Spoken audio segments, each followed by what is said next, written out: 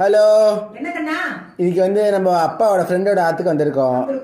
இப்போ வந்து எனக்கு அந்த ஃப்ரெண்டோட ஆத்துல ரொம்ப பிடிச்ச ஸ்பாட் இதுதான். ரொம்ப நல்லா கட்டியிருக்கா. இந்த சைடு எனக்கு ரொம்ப அட்ராக்டிவா இருந்தது.